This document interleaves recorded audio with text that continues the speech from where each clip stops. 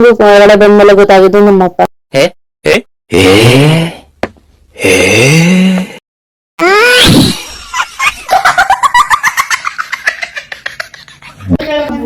TV ಕಾಯಿ ಬದಲು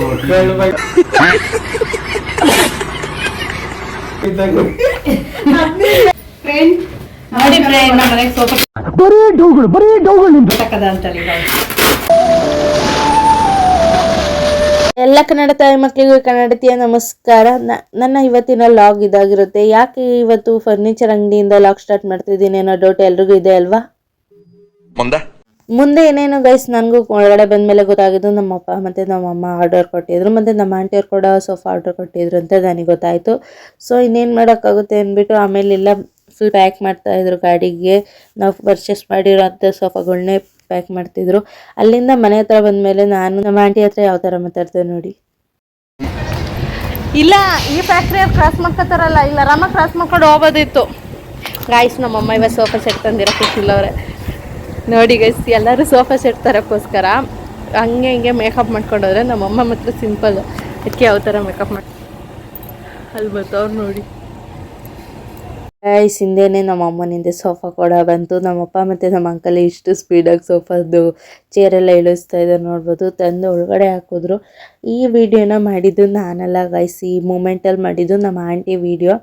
ಏಕೆಂದರೆ ನಾನು ಅವ್ರು ಬಂದಿರೋರು ಕಾಫಿ ಇಕ್ಕೋಸ್ಕರ ನಾನು ಒಳಗಡೆ ಹೋದೆ, ಹಂಗಾಗಿ ವಿಡಿಯೋ ನಮ್ಮ ಆಂಟಿ ಮಾಡ್ತಾರೆ. ಈಗಲೇ ನಮ್ಮ ಅಮ್ಮಂಗೆ ಬಾಯ್ತಾ ಇದೆ ಗೈಸ್, ರೆಡಿನೇ ಆಗಲಿಲ್ಲ. ಸೋಫಾ ಸೆಟ್ ತರೋಕ್ಕೆ ಯಾವ ಸ್ಟೈಲಲ್ಲಿ ರೆಡಿ ಆಗ್ತಾರೆ.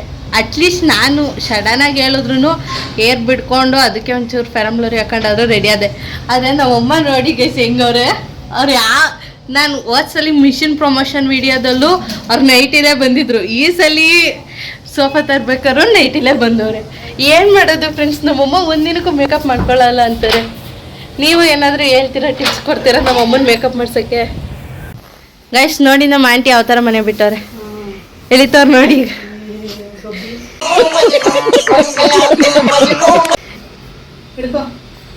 ಗೈಸ್ ಏನು ಅಂದರೆ ನಮ್ಮ ಆಂಟಿ ಕೂಡ ಮನೇನ ಕ್ಲೀನ್ ಮಾಡ್ತಾ ಇದ್ರು. ಅದರಿಂದ ಪಾತ್ರೆ ಎಲ್ಲ ವಾಶ್ ಮಾಡಿರೋದಲ್ಲೇ ಇಟ್ಟಿದ್ರು. ನಮ್ಮ ಅಂಕಲ್ ಬಂದರು, ವಿಡಿಯೋ ಮಾಡ್ತಿದ್ದೀನಿ ಅಂದರೆ ರಿಯಾಕ್ಷನ್ ಇಗಿತ್ತು.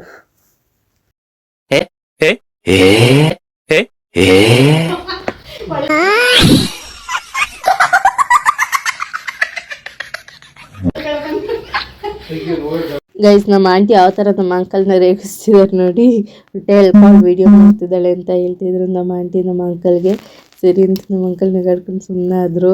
ಇದು ಅವರ ಹಳೆ ಸೋಫಾ ಇತ್ತು, ಇದು ಮುರಿದೋಗಿದೆ ಅಂದ್ಬಿಟ್ಟು ಹೊಸ ಸೋಫಾ ತೊಗೊಬಂದಿದ್ರು ಅವರು. ಈ ಸೋಫಾ ಏನಾಗಿದೆ ಅಂದರೆ ಮೇಲೆ ಚೆನ್ನಾಗಿ ಕಾಣಿಸ್ತಿದೆ, ಬಟ್ ಒಳಗೆ ಅಷ್ಟು ಚೆನ್ನಾಗಿಲ್ಲ.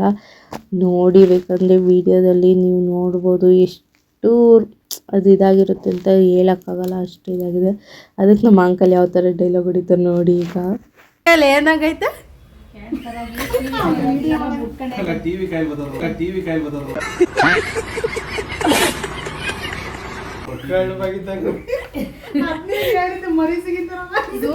ಇಲ್ಲೊಂದು ಕಮ್ಮಿ ಮುರ್ಕೊಂಡೈತೆ, ಇಲ್ಲಿದು ಒಂದು ಮುರ್ಕೊಂಡಿಲ್ಲ, ಇಲ್ಲಿದ್ದು ಐತಿ. ಈಗ ಅದೊಂದು ಮುರ್ಕೊಂಡಿರೋದು ಈಗ ಅವರು ಇಲ್ಲಿ ಮುಟ್ಕೊಡ್ತಾರೆ.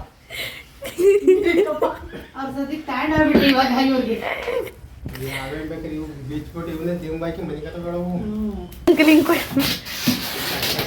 ಫುಲ್ ಫಾಸ್ಟ್ ನಿಮ್ಮ ಅಂಕಲು ಕಾಯಿ ಕಂಡ್ರೆಲ್ಲ ಕುಡ್ಕೊಳಕ್ ಹೋಯ್ತಾರ ನೋಡಿ. ಹಂಗ್ ನೋಡಿ ಫ್ರೆಂಡ್ ನಮ್ಮ ಮನೆಗೆ ಸೋಫಾ ಹಾಕದ ಅಂತಲ್ಲಿ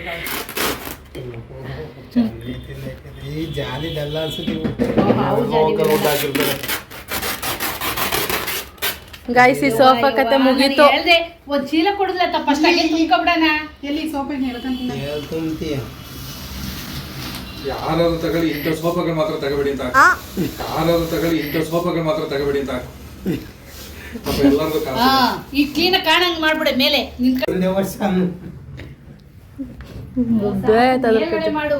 ಮೇಲ್ ನೋಡಿ ಹಿಂಗ ಈ ತರ ಐತಿ, ಕೆಳಗಡೆ ಈ ತರ ಆಗೈತೆ. ಇದ್ರಕತೆನೆ ಮುಗ್ದ ಡೈಲಾಗ್ ಹೊಡಿಯಕ್ ನಮಗೆ ಬರಲ್ಲ ಬಿಡಪ್ಪಾಜಿ. ಎಲ್ಲಾದ್ರೂ ಸೋಫಾ ಕಟ್ ಮಾಡಕ್ಕೆ ಡಾಕ್ಟರ್ ಬೇಕಿದ್ದಾರೆ, ಬೇಕಿದ್ರೆ ನೋಡಿ ಇವ್ರೊಬ್ರು ಡಾಕ್ಟರ್ ಸಿಗ್ತಾರೆ. ಮೊದಲು ಸರಿಯಾಗಿ ಮಾತಾಡೋದ್ ಕಲಿ.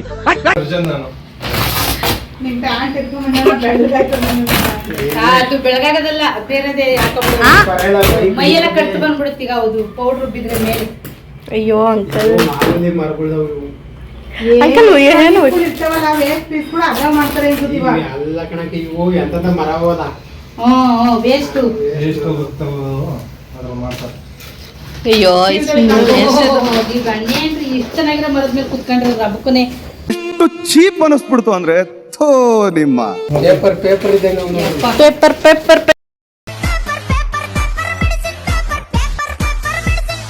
ಒಂಚೂರು ಹುಳ ಬತ್ತು ಆ ರೀಪೀಸ್ ನೋಡಿ ಎಷ್ಟು ಉಳ್ಳಾಗೈತೆ. ನಾರ್ಮಲ್ ಮರವೇ ಇದು.